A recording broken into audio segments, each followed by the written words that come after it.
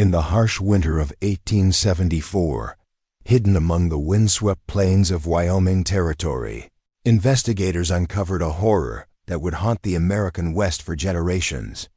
28 men, former residents of St. Jerome's Monastery, were found buried in shallow graves around the property, their bodies bearing signs of ritual cannibalism. The surviving monks called their leader Father Ambrose, but court documents would later reveal a far more terrifying title, the Shepherd of Flesh. The discovery in Blackwood County shocked even the most hardened frontier lawmen. Sheriff James Harker's official report, sealed for decades in territorial archives, described scenes so disturbing that 2 deputies resigned their positions within days. What makes this case particularly chilling isn't just the grotesque nature of the killings, but the realization that Father Ambrose, born Michael Thorne, had been conducting his unholy rituals for over 15 years without arousing suspicion from nearby settlements. The monks who survived called him Father, but the twisted devotion behind that title would prove far more sinister than anyone could have imagined. Before we continue with the story of St. Jerome's Monastery and the reign of Father Ambrose, I want to ask you something important. This channel isn't for everyone, only for those brave souls who dare to confront the darkest chapters of American history. If you've made it this far, you're not like most people. You understand that some truths are too horrifying to ignore, no matter how much they disturb us. So hit that subscribe button and join our community of true mystery seekers. And tell me, in the comments, what state are you listening from? Are you brave enough to hear stories like this from your own backyard? The question that haunted investigators then and continues to puzzle historians today is how such a monstrous operation could have continued undetected for so long in a territory where survival often depended on community vigilance. The Wyoming Territory of 1874 was a land of stark contrasts. The Transcontinental Railroad had brought new settlers and economic opportunities, while ancient traditions still dominated among native tribes. Government authority remained sparse, with vast distances between settlements and limited law enforcement resources. In this environment, the small community of Blackwood Ridge, a collection of perhaps 40 homesteads scattered across the valley, represented a typical frontier settlement. Most residents raised cattle or worked small claims in the nearby foothills. They traded at Hollister's General Store and gathered for occasional social events at the one-room schoolhouse that doubled as a meeting hall when circuit preachers came through. St. Jerome's Monastery sat 8 miles from town, nestled against the base of the Blackwood Mountains. To any traveler passing along the winding trail that connected Blackwood Ridge to Cheyenne, the monastery appeared as a sanctuary of peace and devotion. The main structure, built of locally quarried stone and timber harvested from the surrounding forests, featured a modest chapel with a small bell tower. Several outbuildings surrounded the central structure: workshops, storehouses, and a barn that housed the monastery's livestock. What made St. Jerome's unique wasn't visible from the main trail. Michael Thorne, who arrived in Wyoming Territory in 1859 claiming to be a monk from a disbanded Eastern order, had constructed a series of underground chambers beneath the monastery. Local craftsmen remembered being hired for various excavation projects throughout the 1860s, though none had seen the completed work. Thorne paid well and in gold, asking only that the workers focus on their assigned sections rather than concerning themselves with the overall design. Father Ambrose, as Thorne now called himself, had cultivated an image of benevolence and spiritual authority. Tall and lean, with piercing blue eyes and a neatly trimmed silver beard, he dressed in simple black robes and spoke with the measured cadence of a man accustomed to having his words treated as gospel. When questioned about his unusual monastery, not affiliated with any recognized Catholic or Protestant denomination, Ambrose would explain that his order followed an ancient tradition predating modern church structures. The first monks began Arriving at St. Jerome's around 1860, most were drifters, displaced veterans of the Civil War, or troubled men seeking purpose and direction. Ambrose offered them structure, community, and the promise of spiritual enlightenment through what he called the mysteries of divine consumption. The exact nature of these mysteries would only become clear years later when investigators uncovered the monastery's gruesome secrets. The Brothers of St. Jerome maintained regular contact with Blackwood Ridge, selling handcrafted furniture, herbal remedies, and vegetables from their gardens. They were known for their generosity during harsh winters, providing food and medical assistance to struggling homesteaders. This charitable work earned them the respect and gratitude of the community, creating a protective shield of goodwill that would blind locals to the darkness growing within the monastery walls. Harold Hollister, who ran the general store in Blackwood Ridge, later recalled that Father Ambrose visited town about once a month, always accompanied by two silent brothers who helped transport supplies back to the monastery. He had a way about him, Hollister testified. Made you feel like he could see right through to your soul. Most folks found it comforting, thought it meant he was close to God. Now I wonder if it wasn't something else entirely, like a butcher sizing up livestock. The monastery operated on a schedule that puzzled some observers. While most frontier communities rose with the sun and retired soon after dusk to conserve precious lamp oil, activity at St. Jerome's often continued throughout the night. Travelers passing near the monastery reported seeing lights in the windows at unusual hours and hearing what they described as chanting or wailing, echoing from the chapel during the darkest hours. When questioned about these activities, Father Ambrose explained that his order followed ancient traditions of night vigils and prayers for the dead. These explanations satisfied most curiosity, as religious practices on the frontier were diverse and often idiosyncratic. In a land where Methodists, Baptists, Catholics, Mormons, and various spiritual traditions existed side by side, one more unusual sect hardly raised eyebrows.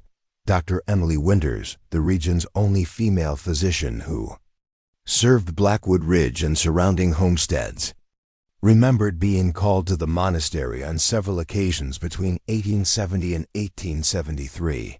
Each time, she was told that one of the brothers had fallen ill with fever or injury and needed medical attention.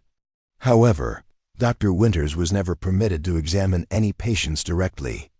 Instead, Father Ambrose would describe symptoms and request specific medications, claiming that the ill brothers were under vows of silence and seclusion that prohibited contact with outsiders. I should have insisted, Dr. Winters later wrote in her journal. What physician accepts a diagnosis without examining the patient? But there was something in his manner, something that made refusal seem impossible. Now I wonder how many men might have been saved had I simply demanded to see those I was supposedly treating. The deception was so complete that even Reverend Thomas Blackwood, the Presbyterian minister who visited Blackwood Ridge quarterly, believed in the monastery's legitimate spiritual work. During his occasional visits to St. Jerome's, Reverend Blackwood would comment on the brothers' apparent devotion and the peaceful atmosphere of the chapel. He offered to include the monastery in his circuit, but Father Ambrose politely declined, explaining that their traditions required isolation from conventional worship. What none of the community members realized was that Michael Thorne had been perfecting his deception for nearly 2 decades. The monastery was not a place of genuine spiritual practice, but a carefully constructed front for Thorne's twisted ideology, a belief system he had cobbled together from obscure texts, forbidden manuscripts, and his own disturbed interpretations of religious doctrine. The men who came to St. Jerome seeking redemption or purpose were not being trained as monks, but were being systematically indoctrinated into what investigators would later call the most sophisticated cult the Western Territories had ever seen. Those who fully embraced Thorne's teachings became willing participants in unspeakable rituals. Those who resisted disappeared, their bodies becoming part of the monastery's gruesome secret. The discovery that would expose Father Ambrose's reign of terror began with a series of seemingly unrelated incidents in the early months of 1874. January had brought the harshest winter in living memory, with temperatures dropping so low that cattle froze standing in fields and wolves grew bold enough to approach town in broad daylight. The bitter cold that enveloped Wyoming Territory that winter would prove to be both salvation and catalyst for revealing the horrors of St. Jerome's Monastery. On January 12, 1874, a stagecoach carrying mail and 3 passengers from Cheyenne became stranded during a blizzard less than a mile from St. Jerome's. The driver, Nathan Holloway, made the decision to seek shelter at the monastery rather than risk freezing to death on the trail. Father Ambrose welcomed the travelers with apparent hospitality, offering warm food and shelter until the storm passed. Holloway later described the evening as deeply unsettling. "There was something wrong about the place," he testified. "The brothers barely spoke, and when they did, it was like they were reciting lines they'd been taught. They watched Father Ambrose like frightened dogs watching their master, jumping at his smallest gesture." Most disturbing was what Holloway observed during the night. Unable to sleep in the strange surroundings, he witnessed several brothers being led down to the lower levels of the monastery. Curious, he followed at a distance and overheard Father Ambrose speaking to the assembled men in the underground chamber. The words he caught were disjointed but troubling, references to sacred consumption and becoming one with the fallen. When Holloway mentioned what he had overheard to Father Ambrose the next morning, the monk's demeanor changed instantly. His warm hospitality vanished, replaced by cold efficiency as he hurried the travelers on their way, despite the still dangerous conditions outside. Holloway survived the journey to Blackwood Ridge, but developed pneumonia shortly afterward. He shared his suspicions with Sheriff Harker during what he believed might be his deathbed confession, though he ultimately recovered.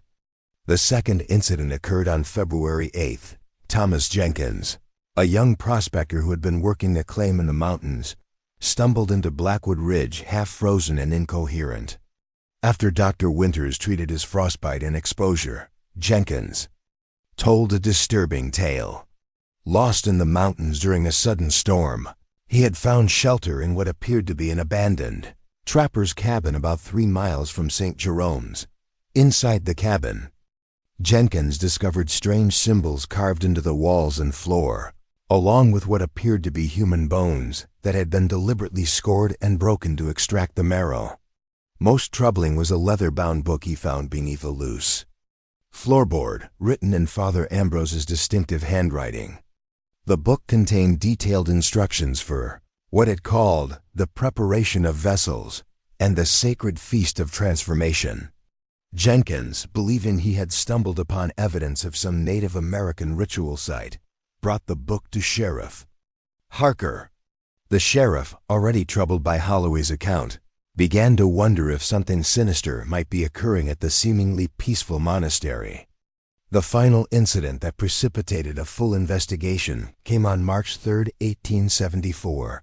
Brother Matthew, a young man who had joined the monastery only 6 months earlier, appeared at Dr. Winters' home in Blackwood Ridge.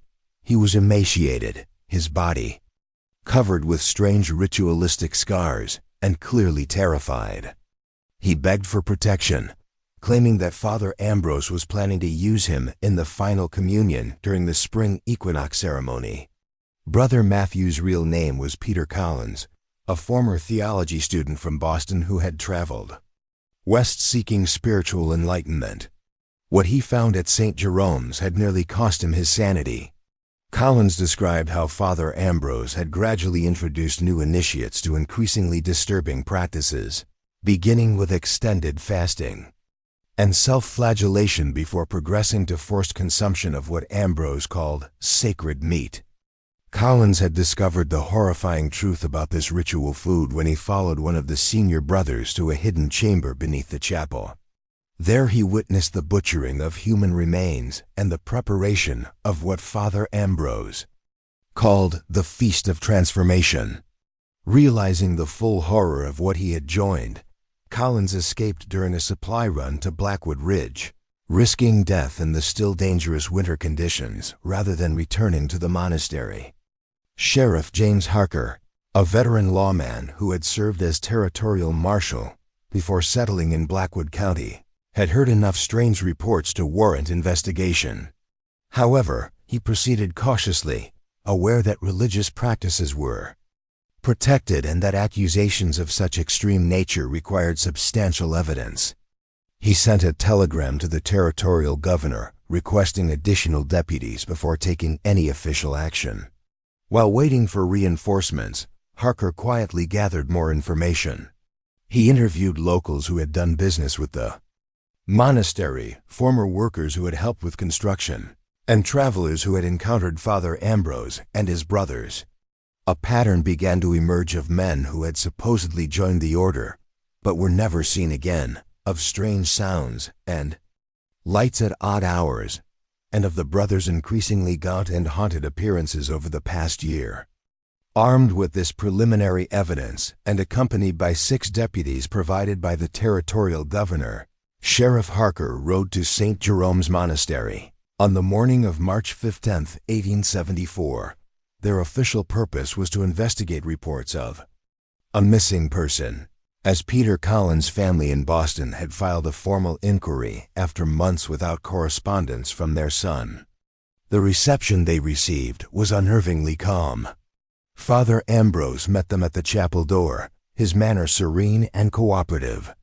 He invited the lawmen inside, offered them water from the monastery's well, and expressed concern about the rumors that had reached town.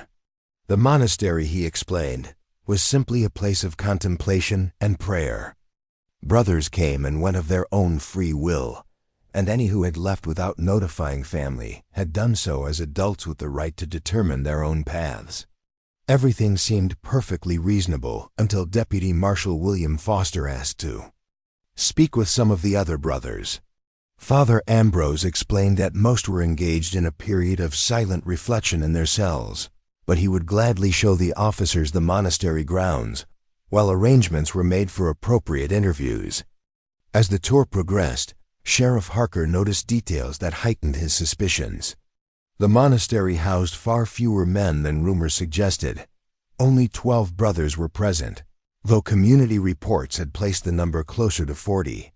Over the years, the kitchen contained enormous cooking pots that seemed excessive for such a small group. Most troublingly, several doors were locked, with Father Ambrose claiming not to have the keys readily available. The situation changed dramatically when Deputy Foster, who had separated from the main group to use the outhouse, noticed a hidden entrance behind the woodshed. The small door, partly concealed by stacked firewood, led to a staircase descending beneath the ground. When Foster called out his discovery, Father Ambrose's demeanor transformed instantly. His serene mask fell away, revealing a cold calculation that put the lawmen on immediate alert. "Those areas are not for the uninitiated," Father Ambrose said, his voice carrying an authority that had cowed so many before. "Sacred mysteries require sacred space. Even law officers must respect the boundary between secular authority and divine mandate." Sheriff Harker, however, was unmoved by this appeal to religious privilege. "No divine mandate exists beyond the law of this territory," he responded. "If you've nothing to hide, you'll open every door in this place. Otherwise, we'll open them ourselves."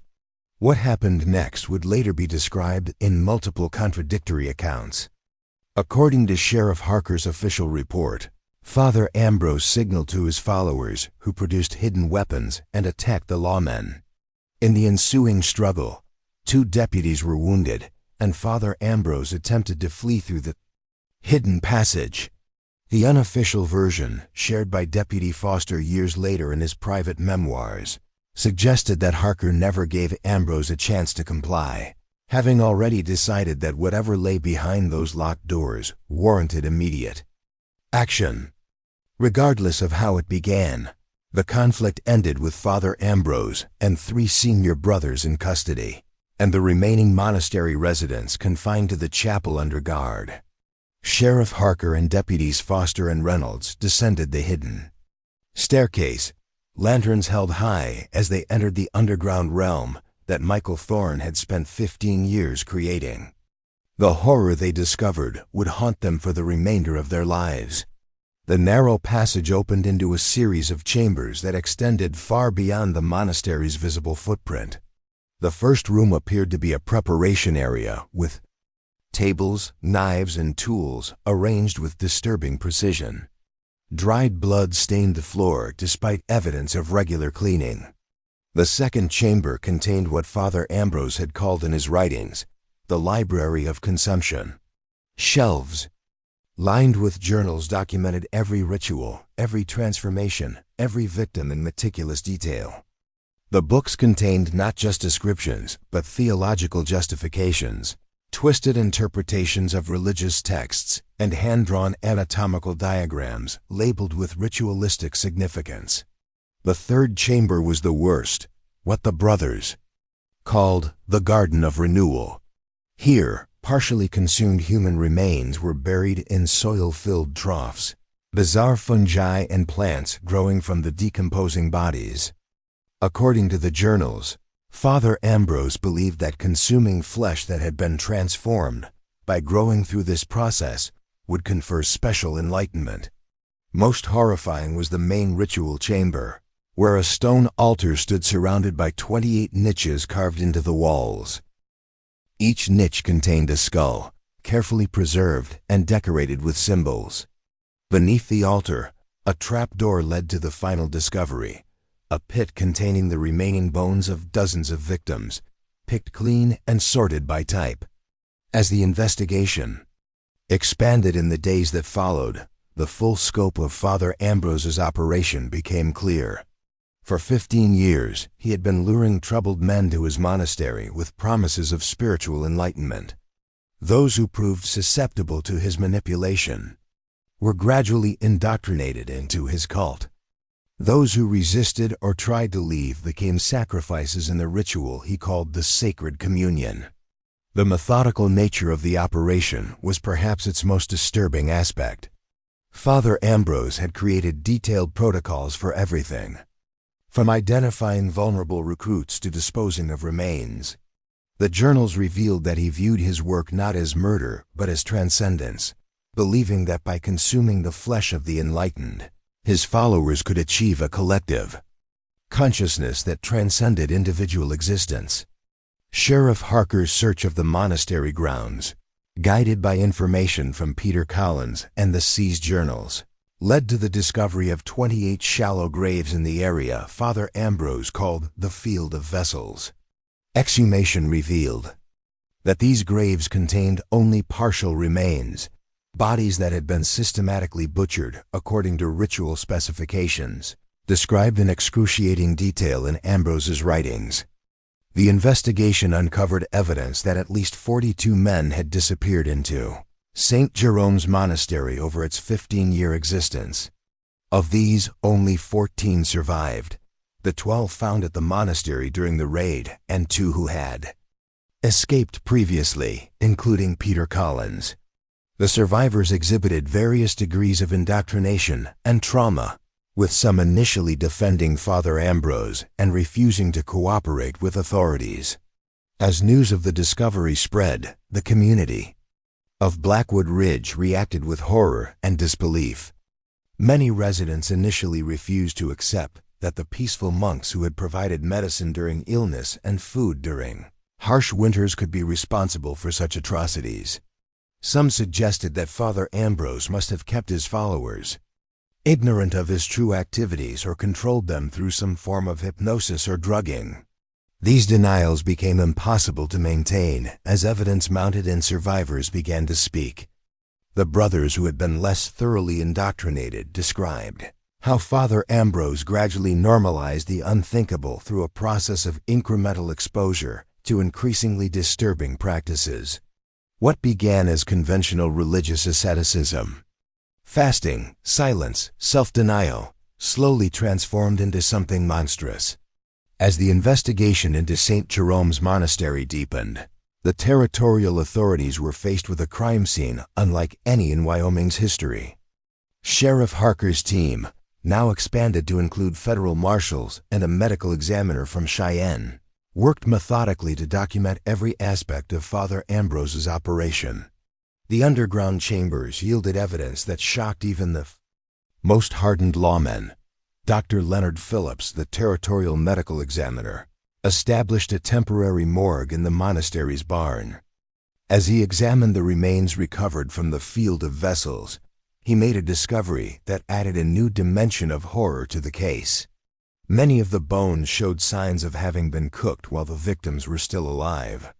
Small drill holes at specific points on the skulls suggested that Father Ambrose had developed techniques to access certain parts of the brain while keeping his victims conscious. In my 30 years of medical practice, I have never encountered such methodical cruelty, Dr. Phillips wrote in his official report. These were not wild acts of savagery, but carefully executed procedures designed to maximize suffering while extracting specific tissues, believed by the perpetrator to hold special properties. The journals recovered from Father Ambrose's private quarters revealed the evolution of his twisted ideology. Michael Thorne had begun as a seminary student in Philadelphia, where his unusual interpretations of religious texts had eventually led to his expulsion in 1857. Rather than abandoning his ideas, Thorne traveled west, stopping at various religious communities and absorbing elements of different traditions that he could incorporate into his developing belief system. The most disturbing influence appeared to be a manuscript he claimed to have purchased from a collector of occult materials in New Orleans. The text, which Thorne referred to as the Gospel of Consumption, contained rituals allegedly practiced by an ancient sect that believed spiritual enlightenment could be achieved by consuming the flesh of the devoted. Whether this manuscript was genuine or a forgery created to justify his urges remained unclear, but it had become the foundation of the St. Jerome doctrine. Interviews with surviving brothers revealed the gradual process through which Father Ambrose indoctrinated his followers. New arrivals at the monastery were initially treated with kindness and acceptance, often for the first time in their troubled lives. Many were Civil War veterans suffering from what doctors now called soldier's heart, the psychological wounds of combat that left men detached, volatile, and desperate for meaning. Brother Samuel, one of the younger survivors who had been at the monastery for only 8 months, described the early stages of indoctrination. Father Ambrose had a gift for finding your deepest pain and offering precisely the salve you needed. For me, it was forgiveness for things I'd done during the war. He would listen for hours as I confessed atrocities I'd never told another soul, and he never judged, only nodded and said that transformation was possible. The first phase of indoctrination focused on breaking down individual identity through isolation, sleep deprivation, and restricted diet. Brothers were assigned rigorous physical labor during the day and required to participate in lengthy prayer vigils throughout the night. Meals consisted primarily of bread and a thin broth that, survivors later learned, contained herbs with mild hallucinogenic properties. After weeks of this regimen, when new brothers were physically weakened and mentally suggestible, Father Ambrose would introduce the concept of divine consumption. Initially presented as a metaphorical teaching, he would gradually introduce more literal interpretations, using selective passages from various religious texts to support his claims that consuming the flesh of the devoted was the highest form of communion. The progression from metaphor to reality was so gradual that many brothers could not identify the moment when they crossed the line into actual cannibalism. What began as symbolic rituals using animal meat that Father Ambrose claimed represented human virtues slowly transformed into the real consumption of human flesh, always presented as a sacred privilege and path to enlightenment. Brother Elijah, who had served as Father Ambrose's right hand for over a decade, provided the most comprehensive account of the monastery's inner workings. As one of the few fully indoctrinated brothers, he initially remained loyal to Father Ambrose even after arrest. Only after weeks of separation from the monastery environment did he begin to recognize the manipulation he had experienced.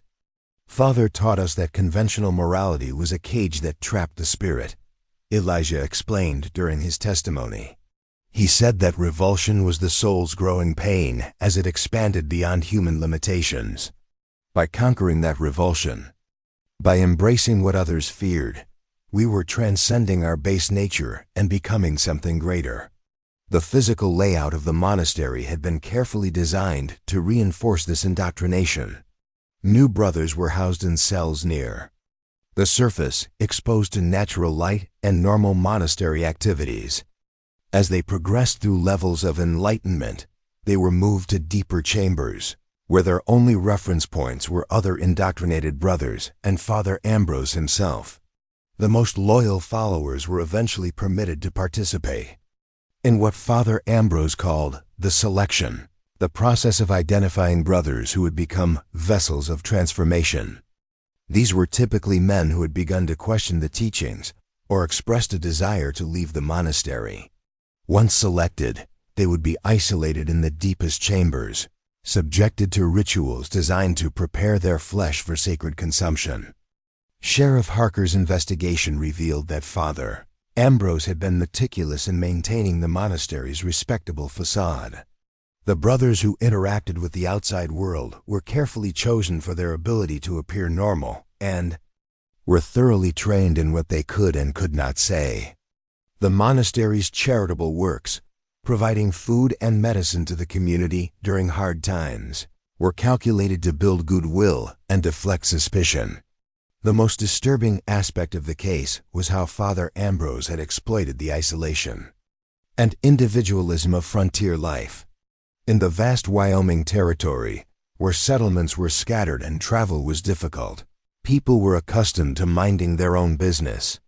The cultural value placed on independence and self-reliance created an environment where unusual behavior could continue for years without scrutiny.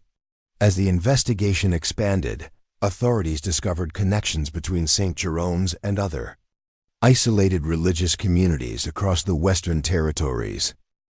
Correspondence found in Father Ambrose's quarters suggested that he had been advising at least 3 other self-proclaimed spiritual leaders on establishing similar operations. Federal marshals were dispatched to investigate these locations. Though none proved to be as extensive or horrific as St. Jerome's, the case attracted attention from beyond Wyoming Territory. Newspapers as far away as New York and San Francisco carried lurid accounts of the cannibal monastery of Wyoming, often embellishing the already horrific details. Religious leaders across the country condemned Father Ambrose's perversion of spiritual teachings, while psychologists and criminologists debated what could drive a man to such elaborate depravity. Dr. James Morton, a prominent alienist from Boston who had studied criminal psychology in Europe, traveled to Wyoming to interview Father Ambrose. His assessment painted a picture of a man who combined remarkable intelligence with a complete absence of empathy. Thorne exhibits none of the frenzy or irrationality we typically associate with violent criminals, Morton wrote. His madness lies in his absolute conviction that he has transcended ordinary human morality. He has constructed an entire theological framework to justify impulses that most would recognize as monstrous. Father Ambrose himself remained unnervingly calm throughout his imprisonment. He spoke willingly to investigators, explaining his philosophy without remorse or apparent awareness of the horror it evoked in his listeners. He maintained that his work had been misunderstood, that he was decades ahead of his time, and that future generations would recognize him as a spiritual pioneer rather than a murderer. "What you call murder, I call transformation," he told Sheriff Harker during one interrogation session. Those men were not destroyed, they were elevated. Their physical forms were transitioned into something greater. Through sacred consumption, They achieved what all religions promise, but few deliver: true unity with the divine and with each other.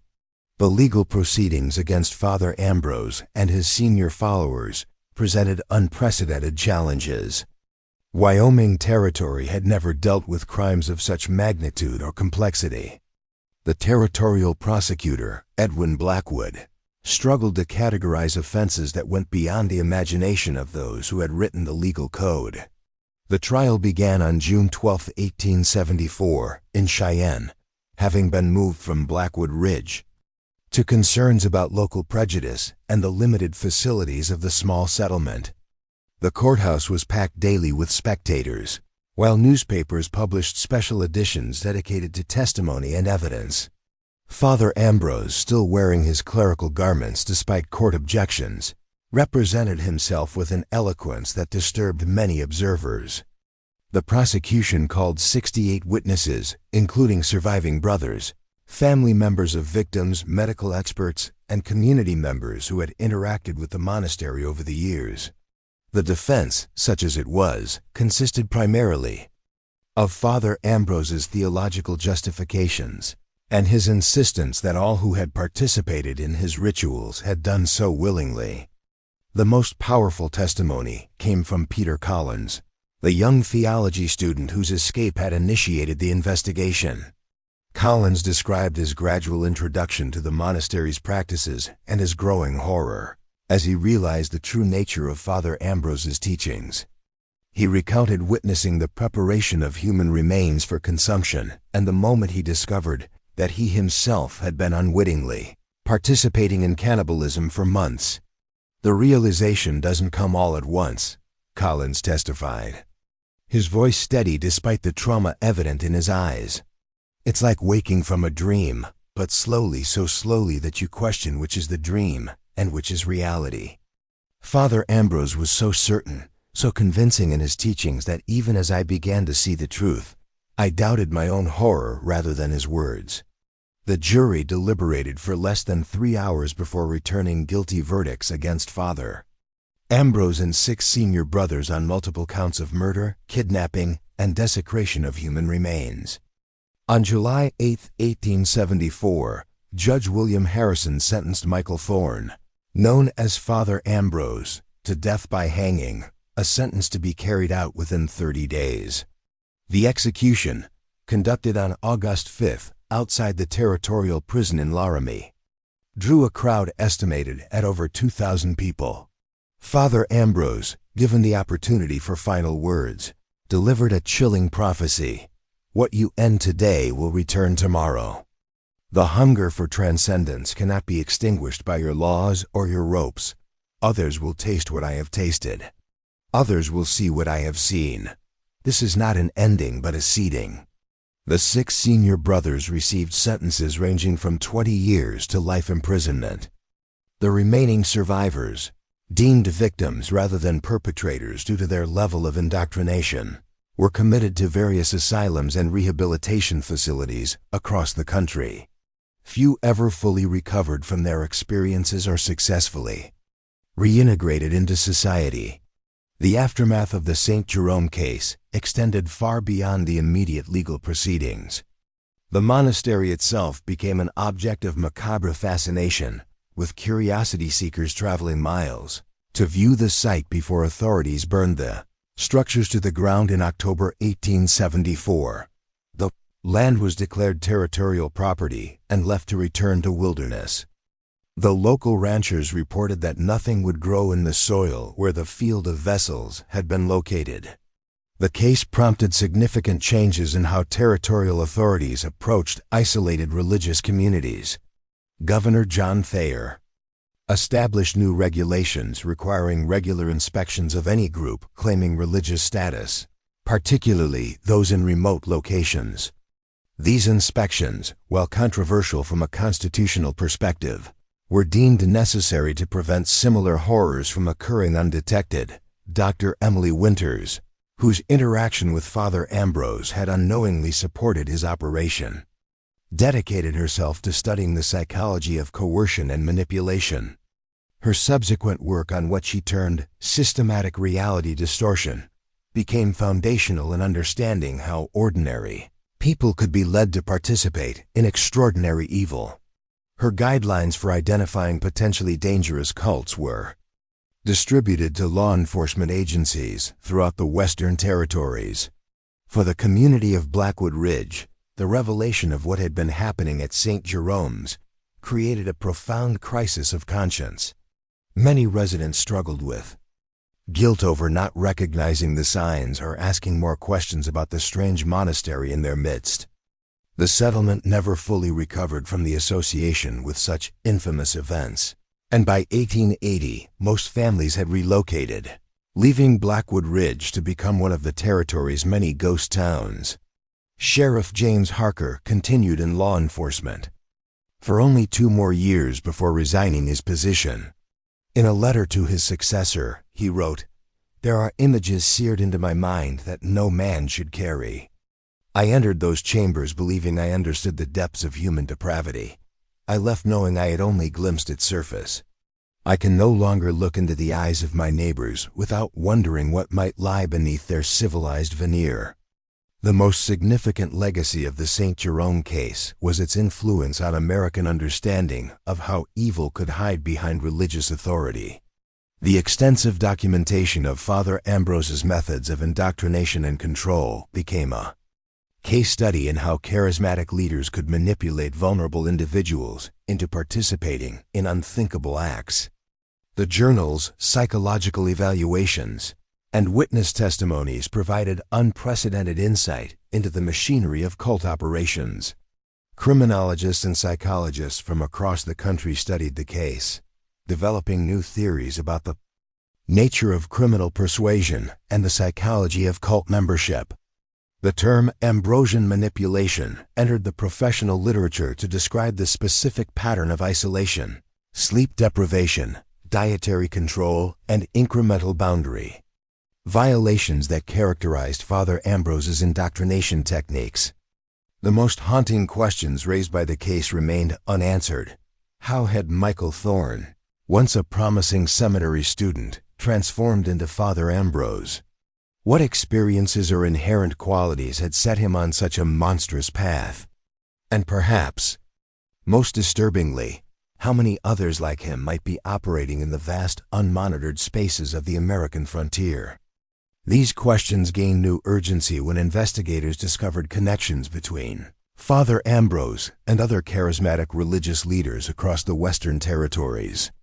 Letters found in his quarters revealed correspondence with at least 7 other self-proclaimed prophets and spiritual guides, some of whom used language that suggested awareness of his true practices.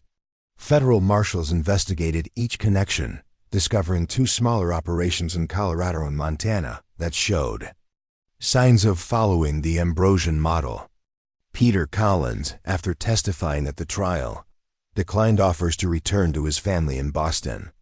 Instead, he joined Dr. Winters in her work, using his theology background and personal experience to help identify warning signs of dangerous cult activity.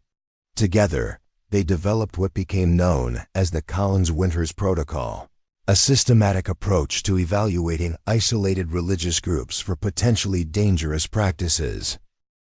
What makes groups like St. Jerome's possible isn't just the evil of their leaders, Collins explained in an 1876 lecture at Harvard University. It's the universal human hunger for meaning and belonging. Father Ambrose didn't create that hunger. He simply exploited it with surgical precision. Any effective prevention must acknowledge the legitimate spiritual needs that drive people to seek communities like St. Jerome's in the first place.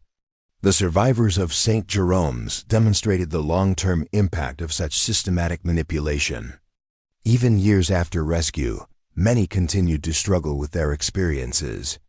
Some reported persistent nightmares and intrusive memories. Others found themselves unable to form normal relationships or trust authority figures of any kind. A few, most tragically, attempted to recreate aspects of the monastery environment, seeking the structure and certainty to which they had become addicted. Brother Samuel, one of the younger survivors who had been at the monastery for only 8 months, provided some of the most insightful reflections on the experience of recovery. The hardest part isn't remembering what happened.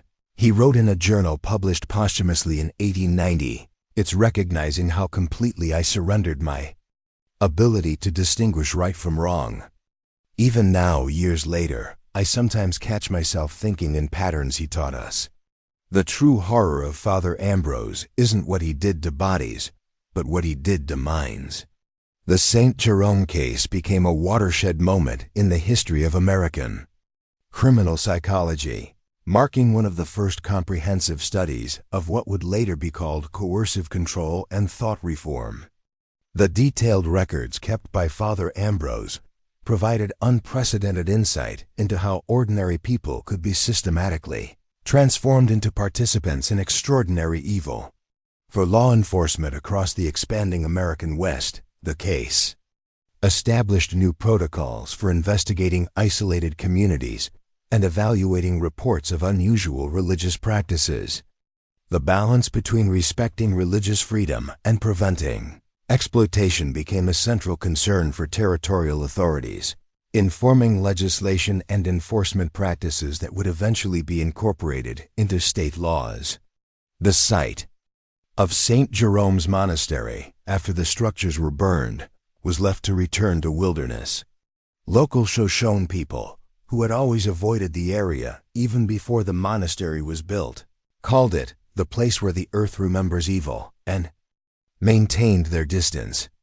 Travelers reported strange phenomena around the former monastery grounds: unexplained lights, sounds like distant chanting, and an oppressive sense of being watched that caused even experienced frontiersmen to avoid the area after dark. Up next, you've got two more standout stories right on your screen. If this one hit the mark, you won't want to pass these up. Just click and check them out. And don't forget to subscribe and turn on the notification bell so you don't miss any upload. From us